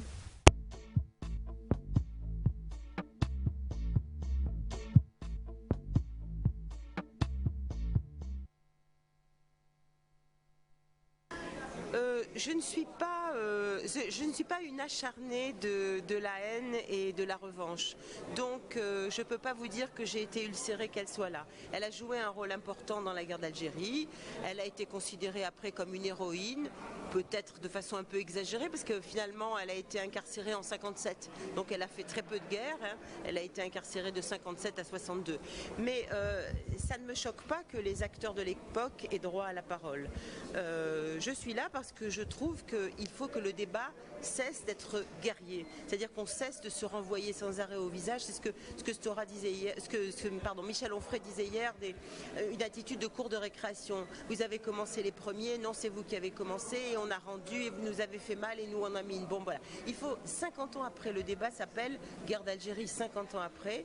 Il faut qu'on arrête ça, qu'on puisse se parler calmement, se dire voilà, des choses se sont passées des deux côtés qui étaient épouvantables, mais maintenant il faut qu'on dépasse ça si on veut construire à la fois l'histoire qui se fait dans le calme, qui s'écrit dans le calme, et puis construire une relation. Pourquoi j'ai eu envie de le faire si longtemps après? D'abord parce que j'ai mûri, parce que c'est pas des choses qu'on écrit dans la jeunesse, et puis parce que finalement je crois que je n'ai eu envie d'écrire cette histoire qu'on m'avait déjà demandé d'écrire. J'ai eu envie de l'écrire que quand j'ai eu l'idée de l'écrire à elle.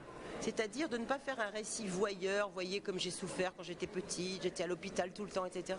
Mais plutôt, voilà madame, ce que vous m'avez fait, voilà ce que j'ai fait de ce que vous m'avez fait, dont je suis plutôt contente, c'est-à-dire que j'ai travaillé, je travaille encore, j'ai un mari, j'ai 4 enfants, j'ai des petits-enfants, enfin j'ai une vie joyeuse, bien remplie. Donc voilà ce que j'ai fait de ce que vous m'avez fait. Maintenant, vous, est-ce que vous voulez vous poser la question morale du geste meurtrier? Est-ce qu'on a le droit de faire du terrorisme aveugle? Et si quelqu'un comme vous, madame, dites c'était une erreur de faire du terrorisme aveugle, c'est bien, c'est une leçon pour les autres parce que ça continue. Je veux dire, cette histoire continue ailleurs qu'en Algérie. Donc voilà, c'est le fruit d'un long mûrissement et d'une réflexion. Finalement, j'ai pas passé ma vie à penser à la guerre d'Algérie, j'ai passé ma vie à vivre. Donc c'était plutôt maintenant à la maturité que je me suis dit voilà, j'ai trouvé à qui j'allais écrire et là je peux raconter cette histoire. Et puis c'est moins voyeur aussi de lui raconter à elle que de dire messieurs dames regardez ça. Voilà. J'attends pas grand chose. C'est une femme politique. Elle a, j'allais dire, le cuir épais des gens qui font de la politique depuis toujours. Donc j'attends qu'elle fasse une réponse politique. C'est-à-dire, on était occupé depuis 130 ans, il fallait bien qu'on se débarrasse. Vous voyez, je fais la réponse à sa place tellement je la connais. Il fallait bien qu'on se débarrasse de la présence française. Voilà. Elle ne me l'a pas fait savoir jusque-là. Elle ne me l'a pas fait savoir. Elle a lu le livre, elle a vu les émissions de télévision, enfin je le sais. Elle m'a fait savoir par son entourage qu'elle avait vu tout ça et qu'elle était au courant. Et elle n'a pas fait savoir que ça déclenchait une réaction autre qu'une réaction politique.